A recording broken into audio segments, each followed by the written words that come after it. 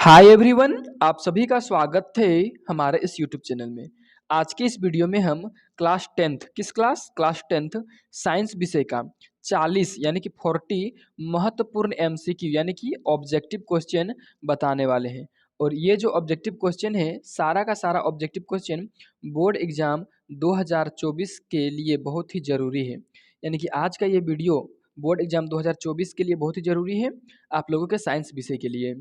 तो चलिए वीडियो को हम शुरू करते हैं। और यहाँ पर जो हम क्वेश्चन अभी बताएंगे, वो क्वेश्चन को आप लोगों को समझा समझा के बताएंगे, ताकि आप लोगों को इससे संबंधित प्रश्न में दिक्कत ना हो। ठीक है, तो चलिए शुरू करते हैं। देखिए, सबसे पहला सवाल क्या है। यदि आपतन कोण का मान 60 डिग्री है तो परावर्तन कोण का मान क्या होगा। ठीक है, देखिए, ये मान के चलिए कुछ दर्पण है, समतल दर्पण लेते हैं। ये है अभिलंब, ठीक है ना। इधर से कोई किरण आया है, आपतित किरण, तो इसका जो कोण बन रहा है वो 60 डिग्री का बन रहा है। तो ये परावर्तन कोण कितना होगा। तो हमेशा आपको याद रखना है कि आपतन कोण का मान ये वाला और परावर्तन कोण का मान ये वाला, दोनों हमेशा बराबर होता है। तो अगर आपतन 60 है तो परावर्तन भी 60 ही होगा। ऑप्शन नंबर सी सही होगा। चलिए 2 नंबर, मुख्य अक्ष के समांतर आने वाली किरणें दर्पण से परावर्तन के बाद जिस बिंदु पर मिलती है उस बिंदु को क्या कहते हैं। देखिए, यहाँ पर सवाल क्या पूछ रहा है। मान के चलिए ये अवतल दर्पण है, ठीक है, अवतल दर्पण है तो बोल रहा है, और ये वाला इसका मुख्य अक्ष है, ठीक है, लंबा रेखा। तो बोल रहा है मुख्य अक्ष के समांतर जब कोई किरण आएगा तो परावर्तन के बाद जहाँ पर कटेगा उस बिंदु को क्या बोलते हैं। ठीक है, तो इस बिंदु को हम लोग बोलते हैं उस बिंदु को हम लोग एफ बोलते हैं। क्या बोलते हैं, एफ, फोकस, ठीक है ना, ए मुख्य फोकस। चलिए चलते हैं हम लोग तीसरा नंबर में। क्या पूछा है, यदि वक्रता त्रिज्या का मान 54 सेंटीमीटर है तो फोकस दूरी क्या होगी। देखिए, वक्रता त्रिज्या मतलब आर बराबर दे दिया है 54 सेंटीमीटर, और पूछ रहा है एफ बराबर क्या होगा। ठीक है ना, तो आपको एफ का फॉर्मूला मालूम होगा, एफ बराबर होता है आर बट्टा में 2, ठीक है ना, आर बट्टा 2। तो होगा 54 बट्टा में 2, 54 बट्टा 2, 17 दूनी 54 होता है। ठीक है ना, तो इसका सही आंसर कौन सा हो जाएगा, सॉरी 27 दूनी 54 होता है। इसका सही आंसर हो जाएगा आपका ऑप्शन नंबर बी। ठीक है, चलिए नेक्स्ट क्वेश्चन देखते हैं अभी, चौथा नंबर। क्या है, अवतल दर्पण के सामने किसी वस्तु को कहाँ पर रखा गया है जिसके कारण उसका समान आकार का उल्टा प्रतिबिंब बनता है। देखिए, 4 नंबर का जो सही आंसर वो आपका सी नंबर हो जाएगा। ठीक है, वक्रता केंद्र पर। देखिए क्या बोला है, ये अवतल दर्पण, ठीक है ना, और इसको हम लोग कहाँ पर रखेंगे कि उसके समान आकार का प्रतिबिंब बनेगा। तो जब भी समान आकार का बात करें तो अब वक्रता केंद्र पर ही रखा जाता है, चाहे वो दर्पण हो चाहे तो फिर लेंस हो। ठीक है, चलिए 5वां नंबर चलते हैं। देखिए, ये सब क्वेश्चन बहुत ज़्यादा इंपॉर्टेंट है। 5वां नंबर, अवतल दर्पण का उपयोग निम्नलिखित में किस वस्तु में किया जाता है। ठीक है ना, मतलब अवतल दर्पण का जो उपयोग है वो कहाँ पर करते हैं। तो इस 5 नंबर का सही आंसर होगा आपका ऑप्शन नंबर बी। ठीक है ना, गाड़ी की हेडलाइट में। ठीक है, 6 नंबर चलिए, प्रकाश की किरणें एक माध्यम से दूसरे माध्यम में जाने पर अपने मुख्य अक्ष से विचलित हो जाना कौन सा घटना है। देखिए, तो यह है प्रकाश का किरण, ठीक है, ये प्रकाश किरण है, एक माध्यम यानी कि यहाँ पर हवा है, ठीक है ना, और यहाँ पर कांच है। तो ये माध्यम में जब गया तो ये इसको जाना चाहिए सीधा, लेकिन ये इधर चल गया, थोड़ा सा विचलन हो गया। तो कौन सा ये घटना है। ठीक है ना, तो इसका 6 नंबर का सही आंसर हो जाएगा आपका ऑप्शन नंबर बी। ठीक है ना, प्रकाश का अपवर्तन। चलिए 7 नंबर, निम्नलिखित में किस पदार्थ में प्रकाश की चाल सबसे अधिक होगी। ठीक है ना, यानी कि कौन सा है जो प्रकाश का चाल सबसे अधिक होगा, किस में, यानी कि प्रकाश सबसे तेज गति से चलेगा। तो 7 नंबर का सही आंसर ऑप्शन नंबर सी, वायु में। चलिए 8 नंबर, उत्तल लेंस के सामने किस स्थान पर वस्तु को रखने से उसका सीधा आवर्धित प्रतिबिंब बनता है। देखिए, उत्तल लेंस का बात कर रहा है, कहाँ पर हम लोग रखेंगे कि वस्तु का प्रतिबिंब आवर्धित मतलब बड़ा बनेगा और सीधा बनेगा। तो 8 नंबर का सही आंसर ऑप्शन नंबर बी। ठीक है, प्रकाशिक केंद्र और फोकस के बीच। देखिए, ये मान के चलिए उत्तल लेंस है और ये मुख्य अक्ष है, और मान के चलिए कहाँ पर रखना, प्रकाशिक केंद्र। प्रकाशिक केंद्र मतलब ये वाला, और उसके बाद फोकस मतलब यहाँ पर फोकस ये वाला, तो इसके बीच में कहीं पर रखेंगे तब। ठीक है, चलिए अब 9 नंबर का क्वेश्चन देखते हैं। 9 नंबर क्या पूछा गया, यहाँ पर आप देख सकते हैं। 9 नंबर कह रहा है लेंस की क्षमता का मात्रक क्या है। ठीक है ना, लेंस की क्षमता का मात्रक होता है डायोप्टर, सी नंबर। चलिए 10 नंबर, 10 सेंटीमीटर ऊंचा एक वस्तु किसी लेंस के सामने रखा गया है जिससे वह 3 गुना बड़ा प्रतिबिंब बनता है, बना उस लेंस द्वारा उत्पन्न आवर्धन क्या होगा। आवर्धन का मतलब होता है कि प्रतिबिंब का ऊंचाई और बट्टा में बिंब का ऊंचाई। ठीक है ना, तो देखिए 10 सेंटीमीटर उसका वस्तु था और जो प्रतिबिंब बना है उसे 3 गुना ज़्यादा बना है, मतलब 30 सेंटीमीटर बना है। ठीक है ना, तो सवाल क्या पूछ रहा है कि आवर्धन कितना होगा, तो 3 गुना होगा। ठीक है ना, तो ऑप्शन नंबर बी सही होगा 10 नंबर का। चलिए 11 नंबर, क्या है, नेत्र के किस भाग में प्रतिबिंब का निर्माण होता है। तो देखिए, इसका सही आंसर होगा ऑप्शन नंबर ए, दृष्टिपटल, इसको रेटिना भी बोलते हैं अंग्रेजी में। ठीक है, तो कभी कभी रेटिना भी ऑप्शन में दे देता है। चलिए 12, निकट दृष्टि दोष को किस लेंस द्वारा दूर किया जा सकता है। तो चलिए निकट, आपके एक हम ट्रिक बताते हैं। जैसे देखिए, निकट लिखा है और एक होता है दूर, 2 गो दृष्टि दोष होता है मुख्यतः, ठीक है ना? तो ये निकट दृष्टि दोष के लिए अवतल का करेंगे, अवतल, अवतल, और दूर के लिए उत्तल, ठीक है ना? आप यहाँ पर ध्यान दीजिए कि दूर, अदूर 2 शब्द है, 2 शब्द के बाद हमेशा 3 शब्द आता है, तो यहाँ पर 3 शब्द वाला है, ठीक है ना? मतलब 3 अक्षर। दूर में 2 अक्षर है, उसके बाद इसको जिससे दूर करेंगे उसमें 3 अक्षर है, ठीक है ना? तो 2 के बाद 3 आता है। देखिए निकट में 3 अक्षर है और इसके बाद 4 अक्षर है अवतल। तो इस प्रकार से आपको समझना है अवतल, ठीक है ना? तो ऑप्शन नंबर बी इसका सही यहाँ पर, ठीक है? चलिए 12 के बाद हम चलेंगे अब हम 13 नंबर में। देखिए 13 नंबर में क्या है? 13 में है सामान्य नेत्र की दूर बिंदु क्या होती है? देखिए दूर बिंदु पूछ रहा है, ठीक है? निकट बिंदु नहीं पूछ रहा है, दूर बिंदु। इसका सही आंसर होगा ऑप्शन नंबर डी, अनंत।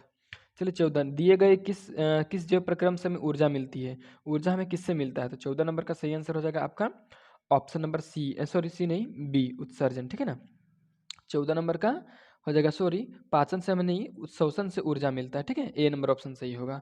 इसका थोड़ा सा मिस्टेक हो गया, माफ़ी चाहते हैं उसके लिए। चलिए 15 नंबर, ठीक है? 15 में देखिए क्या, चिप्स के पैकेट में विकृत गंध्यता से बचाने के लिए कौन सी गैस डाली जाती है? आप लोग जो चिप्स खाते हैं लेज या तो फिर टेढ़े मेढ़े, उसमें कौन सा गैस भरा होता है, हवा कौन सा भरा होता है? तो इसका सही आंसर होगा आपका ऑप्शन नंबर बी, नाइट्रोजन। चलिए 16 नंबर, जंग लगना किस प्रकार की अभिक्रिया है? तो इसका सही आंसर होगा ऑप्शन नंबर ए, संयोजन। क्योंकि जंग जब लगता है तो Fe के साथ जुड़ जाता है O2, ठीक है? और बना देता है FeO यानी कि फेरस का ऑक्साइड, ठीक है? चलिए अब 17 नंबर चलते हैं, देखते हैं, ठीक है ना? 17 में क्या है, दिए गए अभिक्रिया में किस पदार्थ का उपचयन हो रहा है, ठीक है? तो 17 नंबर का सही आंसर आपका क्या हो जाएगा? 17 का ऑप्शन नंबर बी सही होगा, ठीक है ना? देखिए सी मैंने कार्बन का यहाँ पर उपचयन हो रहा है। देखिए उपचयन और अपचयन 2 चीज़ होता है, ठीक है ना? और उपचयन का मतलब होता है ऑक्सीजन का जुड़ना और अपचयन का मतलब ऑक्सीजन का घटना, ठीक है ना? तो देखिए सी मतलब कार्बन, देखिए यहाँ अकेले, और यहाँ देखिए कार्बन, 2 चीज़ है कार्बन के पास, कार्बन और ऑक्सीजन। तो कार्बन के साथ ऑक्सीजन जुड़ा है यानी कि कार्बन का उपचयन हुआ है, ठीक है? और यहाँ जिंक का अपचयन हुआ है, जिंक ऑक्साइड का अपचयन हुआ है, ठीक है? चलिए 18 नंबर, दिए गए कौन सा रासायनिक अभिक्रिया, रासायनिक समीकरण संतुलित है, ठीक है ना? तो इसका सही आंसर तो वैसे 1 नंबर होगा, लेकिन अगर आप रासायनिक अभिक्रिया को संतुलित करने के लिए नहीं जानते हैं तो ज़रूर से आप सीख लीजिए, हमारे चैनल में उसके लिए वीडियो पड़ा हुआ है। चलिए 19 नंबर में क्या है, लोह चूर्ण पर तनु हाइड्रोक्लोरिक अम्ल डालने से क्या होता है? तो इसका सही आंसर होगा 19 नंबर का आपका option number A, hydrogen gas एवं आयरन क्लोराइड बनता है। देखिए लोह चूर्ण मतलब यहाँ पर लोहा है, ठीक है ना? वो अभिक्रिया किससे, हाइड्रोक्लोरिक अम्ल यानी कि HCl यानी कि हाइड्रोक्लोरिक अम्ल यानी कि अम्ल से अभिक्रिया कर रहा है। तो आपको याद रखना है कि जब भी धातु अम्ल के साथ अभिक्रिया करेगा तो हाइड्रोजन गैस निकलेगा और उसका लवण बनेगा, लवण, ठीक है ना? लवण यहाँ पर आयरन क्लोराइड है और यहाँ हाइड्रोजन गैस निकल रहा है, ठीक है? चलिए 20 नंबर, ठीक है ना? 20 नंबर चलिए देखते हैं क्या है। दिए गए पदार्थ में कौन रंगीय सूचक की तरह व्यवहार करता है? यानी कि यहाँ जो दिया गया है उसमें कौन सा रंग का परिवर्तन हो जाता है अम्ल या क्षारक में, ठीक है ना? तो इसका सही आंसर होगा ऑप्शन नंबर बी, लिटमस। चलिए अब 21 नंबर, हड्डियों को जोड़ने के लिए डॉक्टर किस लवण का प्रयोग करता है? तो 21 नंबर का सही आंसर हो जाएगा आपका ऑप्शन नंबर सी, ठीक है ना? CaSO4 इंटू हाफ H2O यानी कि प्लास्टर ऑफ पेरिस, ठीक है ना? चलिए प्लास्टर ऑफ पेरिस, ठीक है? अब देखिए यहाँ पर 22 नंबर में सेम सवाल पूछा गया है कि प्लास्टर ऑफ पेरिस का सूत्र क्या है? तो इसका सही आंसर यही वाला होगा, CaSO4 इंटू, ये जो बीच में इंटू है, काला रंग छोटा सा डॉट और 1/2 लिखा है, 1/2, ठीक है ना? और H2O। चलिए 23 नंबर क्या है, दिए गए समीकरण में कौन अभिक्रिया हो रही है? देखिए यहाँ पर क्या दिया हुआ है, दिया गया जो अभिक्रिया है उसमें कैसा अभिक्रिया हो रहा है, क्या क्या चीज़ इसमें हो रहा है? देखिए H2 है और यहाँ O2 है, दोनों मिलके एक चीज़ बना रहा है। तो जब भी 2 अभिकारक मिलके एक चीज़ का निर्माण करता है उसको संयोजन अभिक्रिया कहते हैं। ऑप्शन नंबर ए होगा, ठीक है? 24, खट्टे फल में कौन सा अम्ल पाया जाता है, ठीक है? तो खट्टा फल जो भी हो, चाहे वो नींबू है, नारंगी, उसमें सिट्रिक अम्ल पाया जाता है, बी नंबर, ठीक है?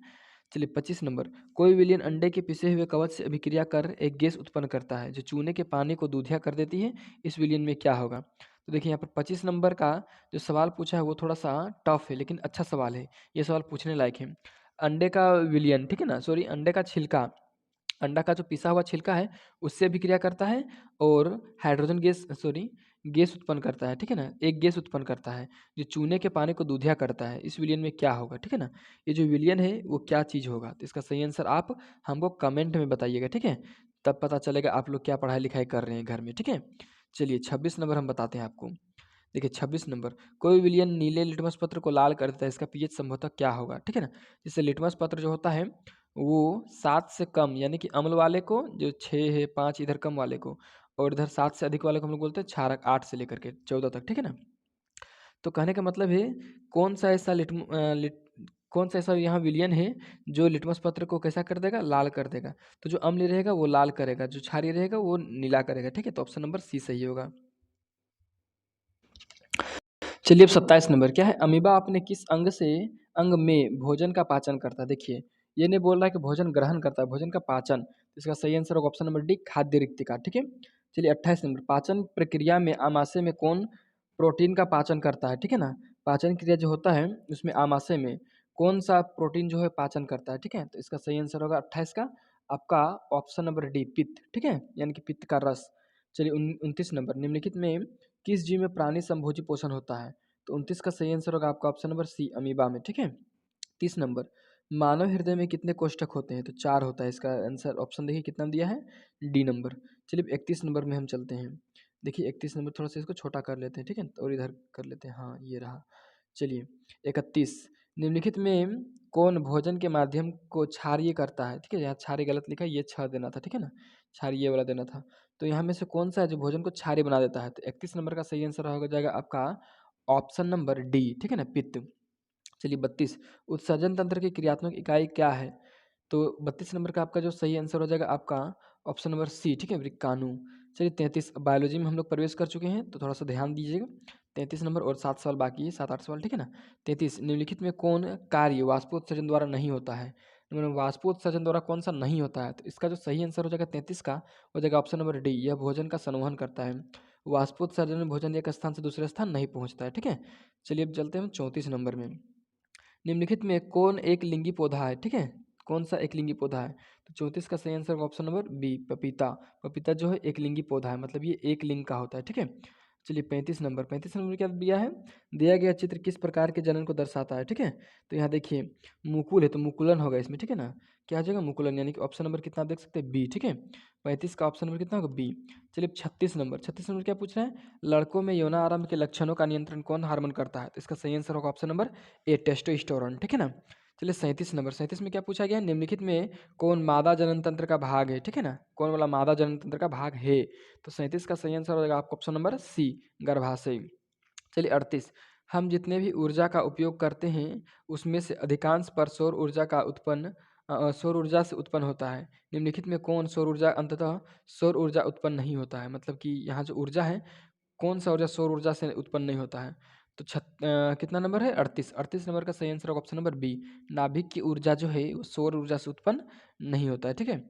चलिए 39, निम्नलिखित में कौन नवीकरणीय ऊर्जा स्रोत है। नवीकरणीय ऊर्जा स्रोत उसको बोलते हैं जो खत्म नहीं हो सकता है बार बार उपयोग करने के बावजूद।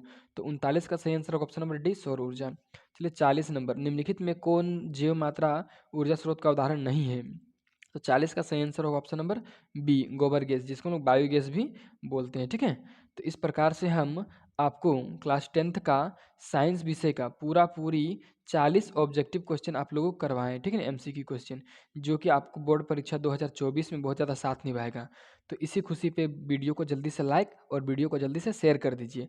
और अगर आपको वीडियो बहुत ही अच्छा लगा है, बहुत ही खूबसूरत लगा है, तो वीडियो को शेयर करने के साथ साथ चैनल को भी सब्सक्राइब कर दीजिए। चलिए अब इस वीडियो को हम यहाँ पर ख़त्म करते हैं।